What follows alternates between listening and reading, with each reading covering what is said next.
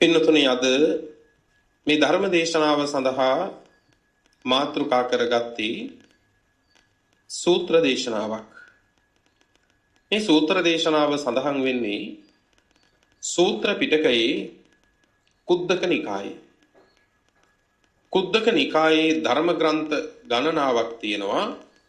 ඒ ධර්ම ග්‍රන්ථ අතර එක ධර්ම ග්‍රන්ථයක් උදාන පාළි කියලා කියන්නේ. උදාන පාළි. ඒ උදාන පාළියේ නන්ද වග්ගය කියලා වර්ගයක් තියෙනවා. ඒ නන්ද වර්ගයේ තිබෙන සූත්‍ර දේශනාවක් මාතෘකා කළේ සූත්‍රයේ නම යසෝජ සූත්‍රය. මොකද්ද සූත්‍රයේ නම? යසෝජ සූත්‍රය. සූත්‍ර පිටකයේ කුද්දක නිකායේ උදාන පාළියේ නන්ද වග්ගයේ සඳහන් වෙන යසෝජ සූත්‍රය.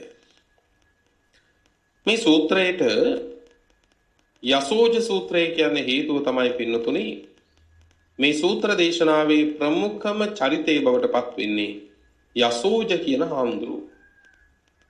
පසු කාලීනව උන්වහන්සේ පින්නතුනි කෙලෙසුන් නැසූ රහතන් වහන්සේ නමක් බවට පත් වුණා. ඒ යසෝජ හාමුදුරුවෝ ගැන කියවෙන ඊටාම අපූර්ව දේශනාවක් තමයි පින්නතුනි මේ යසෝජ සූත්‍රය කියලා කියන්නේ. කවුද මේ යසෝජ හාමුදුරුවෝ? පින්නතුනි පෙර උන්වහන්සේ අනේක විද පින්දහම් කරගෙන ආපු උත්තමයන් වහන්සේ නමක්.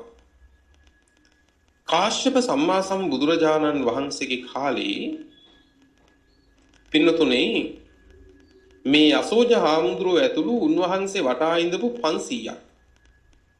ඒ කාශ්‍යප බුදුරජාණන් වහන්සේගේ කාලේ ඊටාම භයානක හොරු කණ්ඩායමක්. ඒ කාශ්‍යප බුද්ධ ශාසනයේ එක්තරා ස්වාමීන් වහන්සේ නමක් ගල්තලාවක් උඩ පින්නතුනේ පුංචි පන්සලක් හදාගෙන හිටියා. ඒ කියන්නේ කොලාතුරු කුල්ලලා පිදුරු ආදිය හිවිලි කරලා හදාගත්තු කුටියක හිටියා. එහෙම ගල්තලාව උඩ ඉන්නකොට පින්නතුනේ දවසක් මේ හොරු කණ්ඩායම ජනපද වාසී මිනිස්සුන්ගේ ගෙවල් බිඳලා ධනය එහෙම අරගෙන පැන්නට පින්නතුනි ගමේ මිනිස්සු එලවන්න පටන් ගත්තා. දැන් මේ මිනිස්සු පැනලා ඇවිල්ලා අන්තිමටම තීරුණා පින්නතුනි කොහෙන්වත් ආයෙනම් පැනගන්න බෑ. අද අහු වෙනවම තමයි. නැග්ග ගල්තලාවට නැග්ගට පස්සේ පින්නතුනි දැක්කා ගල්තලාවේ පුංචි කුටියක් තියෙනවා. කුටියට තරමක් එහා පැත්තෙන් අර හාමුදුරුවෝ පින්නතුනේ හුදකලාව බවුන් වඩනවා.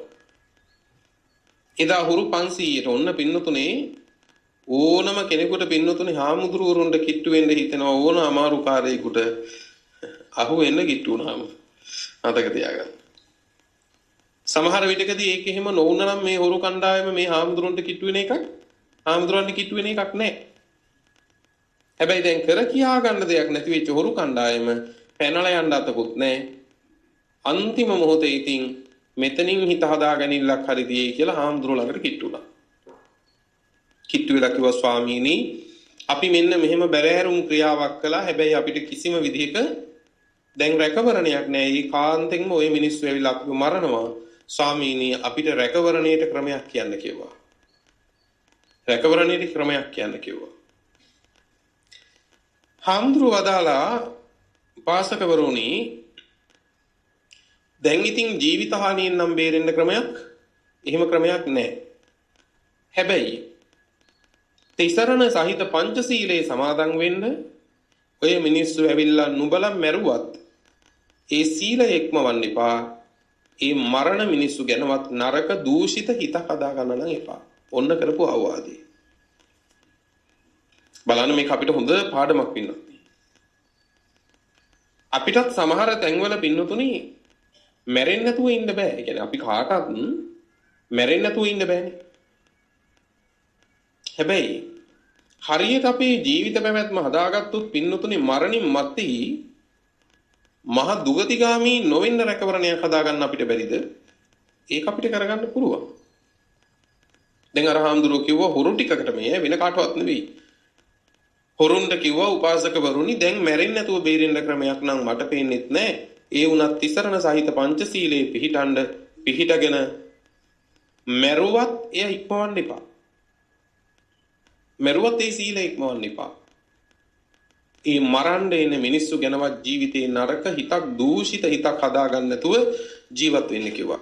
පින්වත්නි අර මිනිස්සු ටික ඇවිල්ලා මේ හොරු කණ්ඩායම ගහලා තලලා කපලා මරලා දැම්ම 500ක්. සාහසික ඝාතනයක්.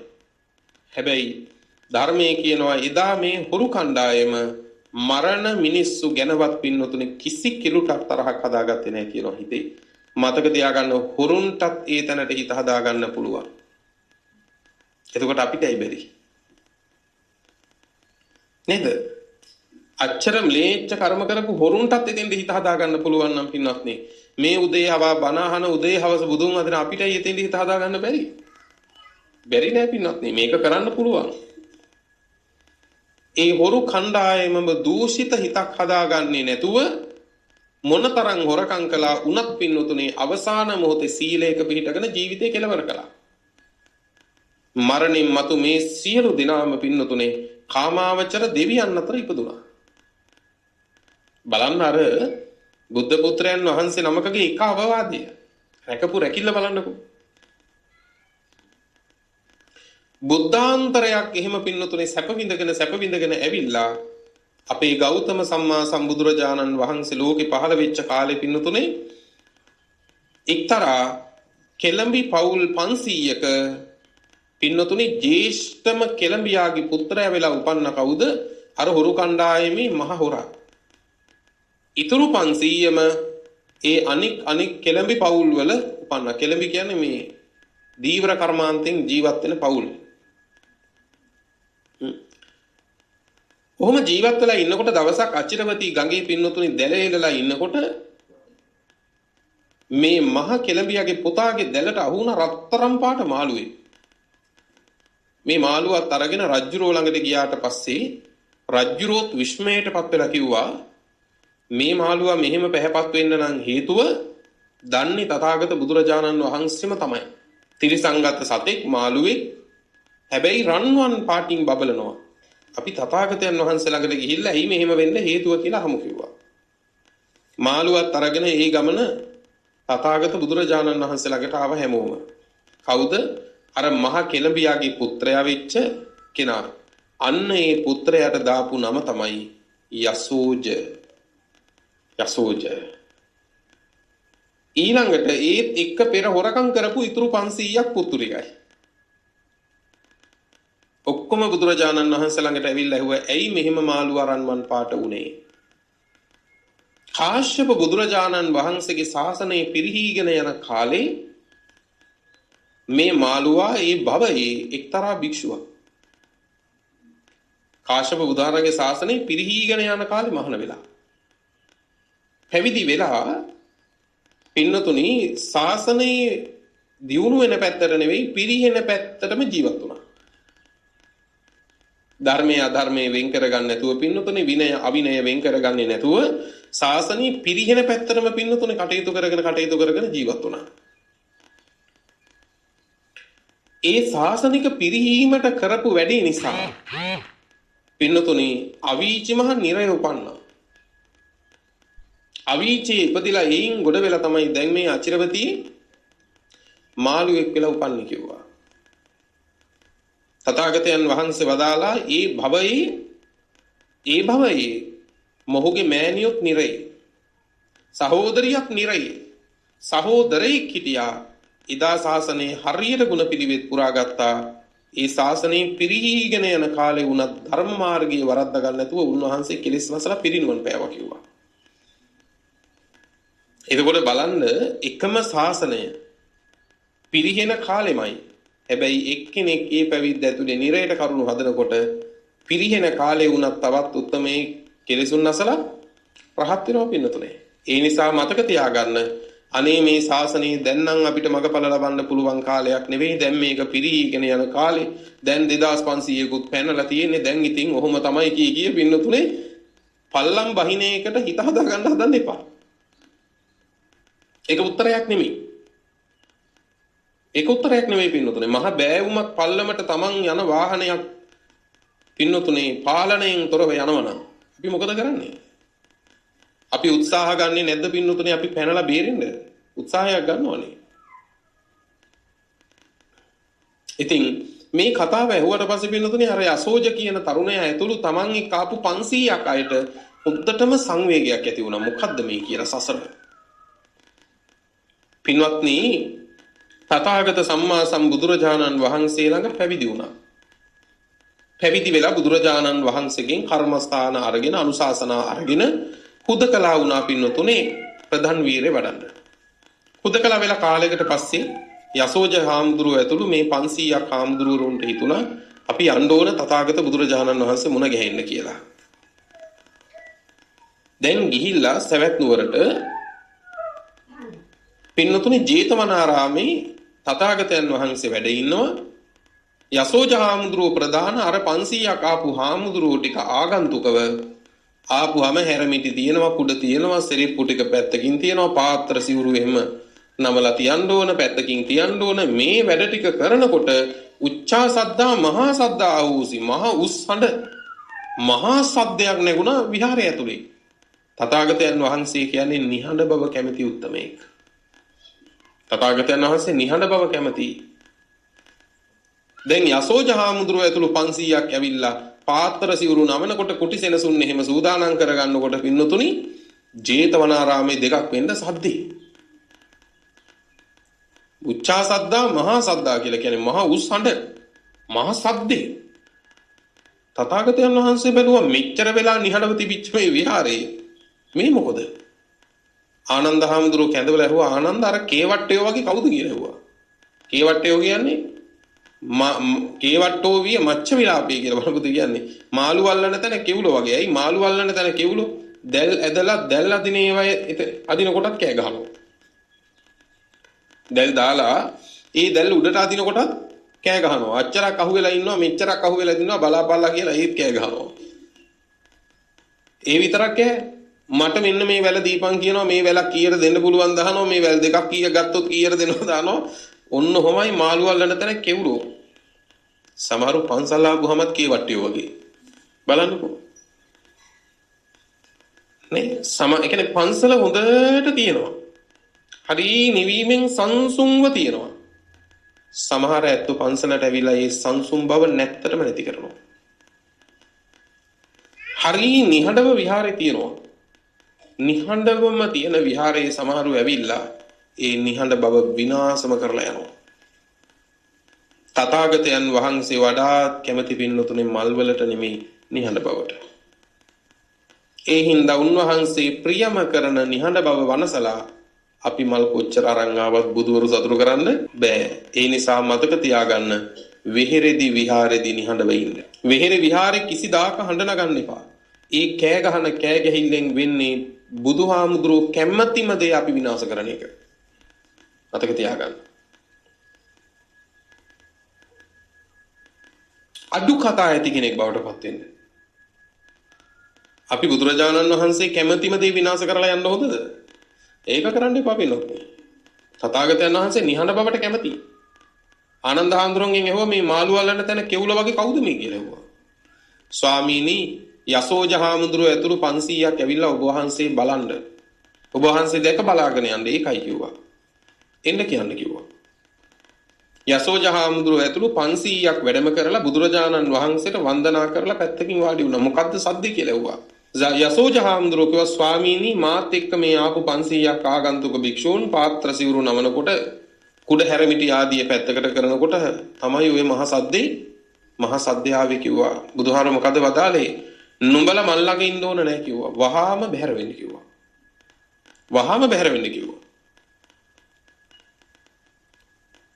ආයේ දෙපාරක් අනේ බුදුහාමුදුරනේ කියන්නේ ඉතුරු කළේ නැහැ. බුද්ධ ගෞරවයත් එක්ක එහෙමයි ස්වාමීනි කියලා වන්දනා කළා. යසෝජ හාමුදුරුවෝ ඉතුරු 500ත් එක්ක බැස්සාලියට ජේතවනාරාමේ.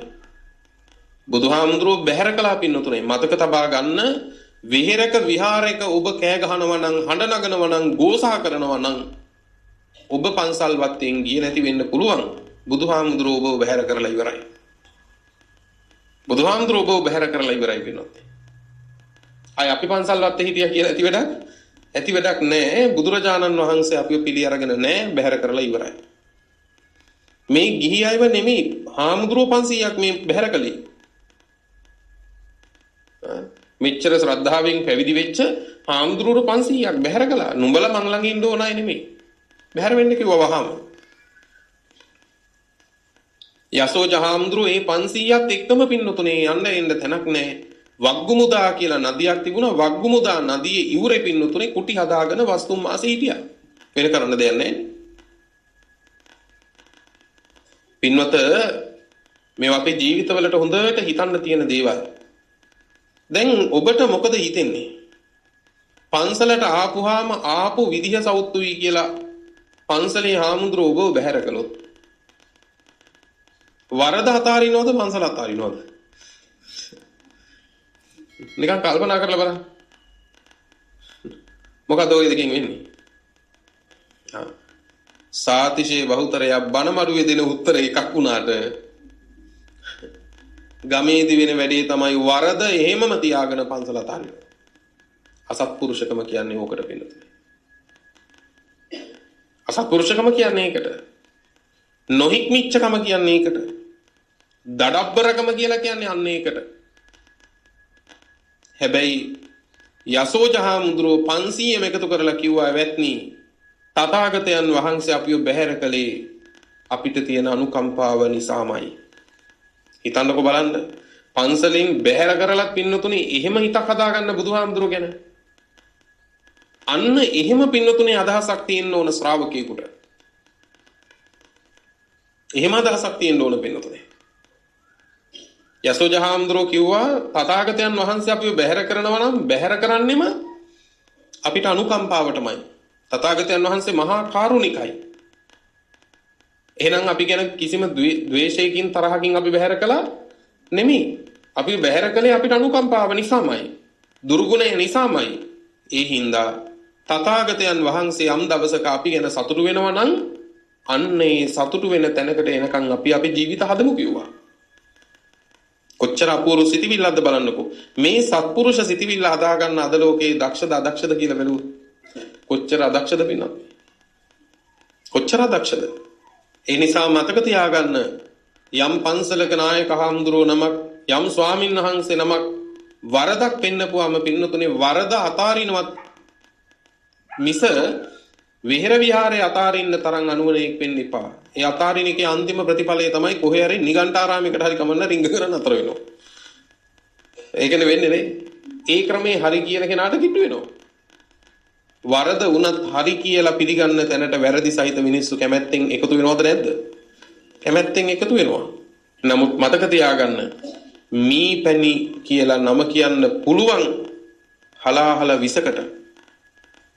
හලාහල විසකට මීපැණි කියලා නම දාන්න පුළුවන්. හැබැයි ඒත් කෑවොත් මැරෙනවම තමයි. ඒත් කෑවොත් මැරෙනවම තමයි. පින්නත යසෝජහාමුදුරුවෝ ඇතුළු ඒ 500ක් තථාගතයන් වහන්සේව සතුටු කරන ශ්‍රාවකයත්වයකට අපි එමු කියලා අදිෂ්ඨාන කරගත්තා. අදිෂ්ඨාන කරගෙන ඒ 3 මාසේ ප්‍රධාන වීර වැඩුවා පින්නතුනේ වග්ගුමුදා නදී තීරයේදීම මේ යසෝජහාමුදුරුවෝ ඇතුළු 500ක් දෙනා වහන්සේලා පින්නතුනේ කෙලෙසුන් නැසල උතුම් අරහත්වයටපත් වුණා. දැන් බලන්න බැහැර කරපු කියලා අපි. එහෙනම් බුදුවරු පිළිගන්නේ හේතු ඇතුව බුදුවරු බැහැර කරන්නේ හේතු ඇතුව. තථාගතයන් වහන්සේ වෙනකොට විශාල මහනුවර තථාගතයන් වහන්සේ ආනන්ද හාමුදුරන්ට කතා කරලා කිව්වා දැන් යසෝජහාමුදුරුවෝ ඇතුළු 500ක් වග්ගුමුදා නදී තීරේ තථාගතයන් වහන්සේ විශාල මහනුවර. තථාගතයන් වහන්සේ ආනන්ද හාමුදුරන්ට කතා කරලා කිව්වා ආනන්ද යසෝජ ඇතුළු භික්ෂූන් ඉන්න වග්ගුමුදා නදී තීරය මට මහ ආලෝකයක් පැන නැංගා වගේ දැනෙනවා කිව්වා. ඔන්න තථාගතයන් වහන්සේට දැනෙන හැටි පින්නතුනේ. යසෝජ ඇතුළු 500ක් දෙනා වහන්සලා ඉන්න වග්ගුමුදා නදී තීරේ මට ආලෝකමත් වෙලා වගේ වැටහෙනවා කිව්වා. ආනන්ද දූතෙක් යවන්න කිව්වා වග්ගුමුදා නදී තීරයට ඒ 500ම දකින්න තථාගතයන් වහන්සේ කැමැත්තෙන් ඉන්නවා කියලා පණිවිඩයක් යවන්න කිව්වා. දැන් බලන්න ළඟට ආපු තැනත් බැහැර කළ ශාස්ත්‍රුන් වහන්සේ පණිවිඩයක් යවනවා මේ 500ට එන්න කියන්න. ඒ 500 දැක ගන්න තථාගතයන් වහන්සේ සතුටින් ඉන්නවා කියලා. ආනන්ද හාමුදුරුවෝ පණිවිඩේ කිව්වා ඒක 이르ද්දිමත් හාමුදුරුවෝ නමක්. නවපු අත දිගෑරියා වගේ පින්නතුනේ විශාලා මහනුවරින් අතුරුදන් වෙලා වග්ගුමුදා නදී තීරේ පහළ වෙලා කිව්වා එවත්නි ඔබ වහන්සේලාව දකින්න තථාගතයන් වහන්සේ කැමැත්තෙන් ඉන්නවා කියලා. කොහොම සතුටක් දැනෙන්නේ නැද්ද නේ? යසෝජ හාමුදුරුවෝ ඇතුළු 500ක් දෙනා වහන්සේලා බුදුරජාණන් වහන්සේ වැඩ ඉන්න තැනට වැඩම කළා. ඒ වෙනකොට බුදුරජාණන් වහන්සේ ආනින්ජ සමාධියෙන් තමයි වැඩ හිටියේ. ආනින්ජ සමාධිය කියන්නේ චතුර්ථ ධානය පාදක කොට ඇති පින්නතුනි අරහත් සමාපත්තියෙන් තමයි වැඩ හිටියේ. අරහත් වේට පත්වීමත් ඒ අරහත් වේට පත් වෙලා උන්වහන්සේලා වැඩ හිටියේ පින්නතුනි අරහත් ඵල සමාධියෙන් චතුර්ථ ධානයට සමවැදිලා. ඒ 500 බැලුවා තථාගතයන් වහන්සේ වාසය කරන්නේ කොහොමද? උන්වහන්සේලාටත් දැනෙනවා උන්වහන්සේ ඉන්නේ ආනින්ජ සමාධියෙන්. අපිත් එහෙම ඉමු කියලා යසෝජ හාමුදුරුවෝ ඇතුළු ඒ 500ත් ආනින්ජ සමාධියෙම හිටියා. ආනන්ද හාමුදුරුවෝ මේ ආනින්ජ සමාධිය එහෙම පිළිබඳව සමවැදීම් නෑ. උන්වහන්සේ වෙනකොට සෝතාපන්නයිනේ. ආනන්ද හාමුදුරුවෝ බලාගෙන හිටියා බුදුරජාණන් වහන්සේත් සමවත් සුවයෙන් මේ හාමුදුරුවෝ ටිකත් එහෙමම ඉන්නවා සෑහෙන වෙලාවක්.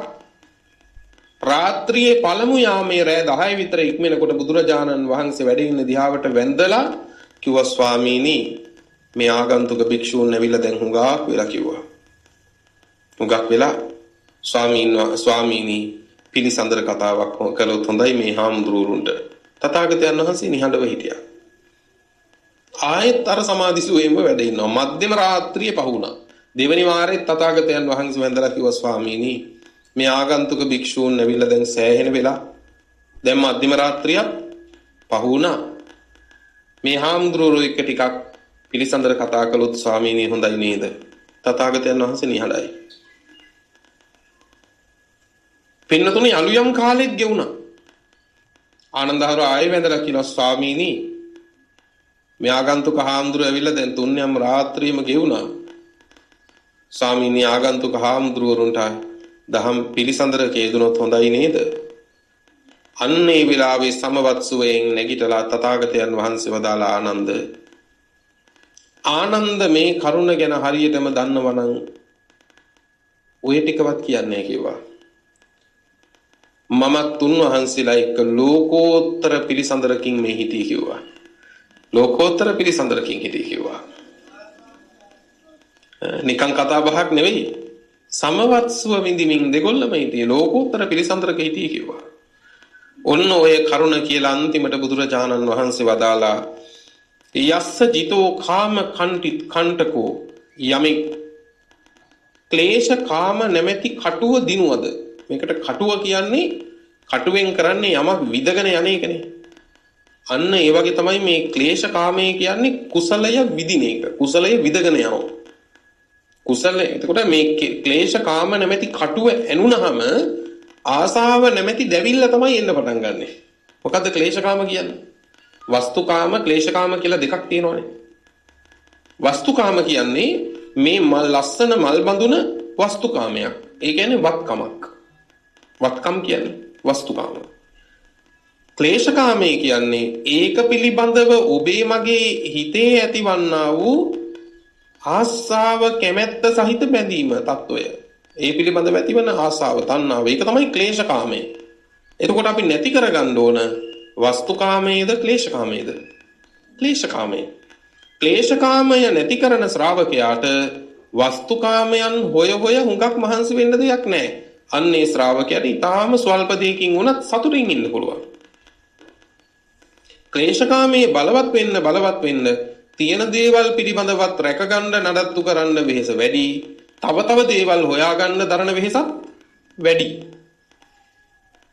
ක්ලේශකාමය නැමැති කටුව උගුලලා දැම්මනම් යමෙක් එයාට අක්කෝ සෝච වදෝච බන්ධනං චාක්‍රෝෂ කිරීම වද බන්ධන වලට පැමිණවීම මේ සියල්ලක් දුරු වෙනවා. මේ සියල්ලක් දුරු වෙනවා වෙනතුනේ.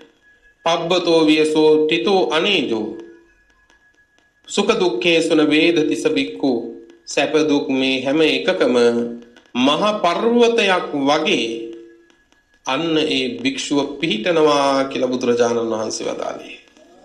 ඒ කියන්නේ ක්ලේශකාමයේ නැමැති කටුව ගලවලා දැම්මනම් ඒ කටුව යමෙක් දිනුවද ඒ ශ්‍රාවකයාට වද බන්ධන ආක්‍රෝෂ කිරීම ආදී මොකක්වත් ජීවිතේ නෑ. පුදුම නිදහස් වෙනවා. අන්න ඒ භික්ෂුව තමාගෙන් ආක්‍රෝෂ කිරීම වද බන්ධන ආදී මොකක්වත් ලෝකෙට වෙන්නෙත් නෑ. කෙලස් කටුව ඇනිලා පීඩා විඳින්නෙත් නෑ, වේදනාව විඳින්නෙත් නෑ. වේදනාව විඳින්නේ නැහැ විතරක් නෙවෙයි බාහිර ලෝකයෙන් එන සැප දුක් නිന്ദා ප්‍රශංසා ඔය මොනවා ඉස්සරහවත් පර්වතයක් වගේ පිහිටනවා මිසක් හෙල්ලෙන්නෙත් නැහැ. නිന്ദා පිට නිന്ദාවත් එච්චරයි.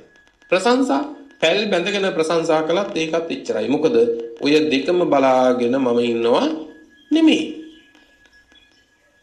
දැන් මේ පින්නතුන් සිල් සමාදන් වෙලා ඉන්නවා. සමහර කෙනෙක් අනේ හරි හොඳයි සිල් සමාදන් වෙනවා හැම පොයකටම හරි සීලවන්ත කෙනෙක් ගුණවන්ත කෙනෙක් කිව්වහම සමහරු පින්නතුනේ මුද්දුනටම නගිනවා ඔය වචනට කිව්වහම. ඒ වැඩේ වරද්දගෙන දැන් නැගපු අර උඩටම නැගපුවා බස්ස ගන්න සෑහෙන බුද්ධ කාලයක් යනවා. නේ බණ පිට බණ අහන්න ඕන නැගපු තැන් වලින් ආයෙ ඵලයක් බහින්න. තවත් සමහරු අනේ ඔය සිල් ගත්තට වැඩක් ගෑ කියලා නිඳා කරනවා. එතකොට මොකද වෙන්නේ? ඇදගෙන පල්ලෙහාට වැටෙනවා. ආයේ පල්ලෙහාට වැටිච්ච ඒවා නැගිටව ගන්න පින්නතුනේ ආයෙ මාංශ වෙන්න ඕන. මොකද වෙන්න ඕන? මම සිල් ගත්තේ මගේ නිවීම පිණිසයි.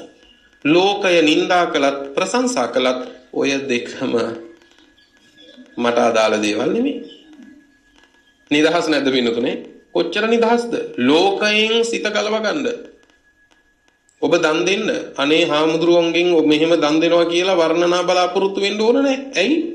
ඒ වර්ණනාව නෙවෙයි ඔබව සුගතියට යවන්නේ. ඔබ ඔබේ හිත හදාගත්තු විදියයි. මේ මගට ආපු උත්තමයාට නිന്ദා ප්‍රශංසා ඒ වච්චර දේවල් නෙවෙයි. මේ ධර්ම දේශනා කරන අපිටත් නිന്ദා තියෙනවා. හරි ප්‍රශංසක් තියෙනවා. ඉතින් ඔය දෙකම බලාගෙන මම ධර්ම දේශනා කරනවා නෙවෙයි. ඒ හින්දා මට ඒකේ ගැටලුවක් නැහැ. ඔය දෙකකින් එකක් බලාපොරොත්තුනේ නිന്ദා නම් ඕනෙම නැහැ මට ප්‍රශංසාම ලැබෙන්න ඕනේ කියලා හිතාගත්තොත් නේද මේ අවුල තියෙන්නේ. නිന്ദා ප්‍රශංසා ලෝකෙට බාර දුන්නාම මම මගේ ගමන යනකොට ඒ දෙක අපිව හොල්ලන්න සමර්ථ වෙන්නේ නැහැ පින්නතුනේ. සැප දුක් කියනවා කාටද නොඉන්නේ? තථාගතයන් වහන්සේටත් නිന്ദා ප්‍රශංසාවේ නැද්ද? මොන වරදක් කරලාද ලෝකෙට? කිසි වරදක් කරලා නෙමෙයි පින්නතුනේ. අච්චර චක්‍රවර්ති රජ සම්පත් ඇවිල්ලා පින්නතුනේ අගන විහාරයේ ඉන්නකොට මිනිස්සු කිව්වේ කොහොමද? අපි ඉන්න සැප කියලා කියපු අයත් හිටියා. හැබැයි අමතකයි ඔయిత වඩා සැප තිබුණා ඕවා දාලා යාවි කියලා. තේරෙනවද පින්නතුනේ? මොන වරදක් කරලවත් නෙමෙයි ලෝකෙට. ධර්මිති බඩේ බැඳගෙන ඇවිල්ලා පින්නතුනේ නිග්‍රහ කළේ. මොනව කරලාද ලෝකෙට? ලෝකෙට දුකින් මිදෙන්න පාර කිව්වා විතරයි. ඒ පාර කිව්වොත් කිව්වෙත් පින්නතුනේ ප්‍රණීත දාන සිවුරු පිරිකර බලාගෙන නෙමෙයි. ලෝකයා ගැන කරුණාවෙන්මයි. ඒ ලෝකයාම නේද ධර්මිති බඩේ වැදගෙන ඇවිල්ලා නිඳා කළේ. ලෝකයාට අනුකම්පාවෙන්මයි ලෞතර බුදු උනේ. ඒ ලෝකයාම නේද පින්නතුනේ ස්ත්‍රීන් මරලා පන්සල් භූමිය හංග නිඳා කළේ. හැබැයි එච්චර නිඳා කරපු මිනිස්සුන්ට උනත් පින්නතුනේ ඒවා ඔක්කොම බොරු කියලා තේරුම් ගත්ගෙන පන්සලට ආවට පස්සේ ආයේ ධර්ම දේශනා කළේ නැද්ද උන්වහන්සේ? ආයෙත් ධර්ම දේශනා කළා. නිකමටවත් උන්වහන්සේ ඇහුවද උඹලට කොච්චර කළත් උච්චරයි කියලා? නෑ බුදුහාමුදුරුවෝ එහෙම වදාළේ නෑ. ඒක තමයි ලෝකේ හැටි.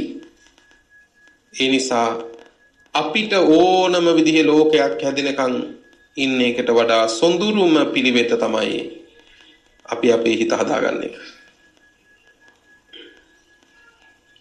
හරි. පින්නතුනේ එහෙම තැනකට අපේ හිත ජීවිතේ ගන්න නම් යසෝජහාමුදුරුව ඇතුළු 500ක් දෙනා පන්සලෙන් බැහැර කළාට පස්සෙත් පින්නතුනේ හිත දූෂිත කරගත්තේ නැහැ. කිලුටු කරගත්තේ නැහැ. තථාගතයන් වහන්සේ එහෙම බැහැර කළෙත් අපිටම අනුකම්පාව නිසාමයි කියලා තථාගතයන් වහන්සේ අත්හැරියේ නැහැ. අන්න එහෙම හිතක් ඇති ශ්‍රාවකත්වයකට අපි අපේ ජීවිත ගන්න ඕන. එහෙම ගත්තු තැනක තමයි පින්නතුනේ පරදින්නේ නැති අපරාජිත වූ ජීවිතයකට පින්නතුනේ අපිව පමුණවා ගන්න පුළුවන් වෙන්නේ. ඒ සඳහාම ඔබට මේ දේශනාව උපකාර වේවා කියන ප්‍රාර්ථනාවෙන් මේ ධර්ම දේශනාව නිමාවට පත් කරනවා.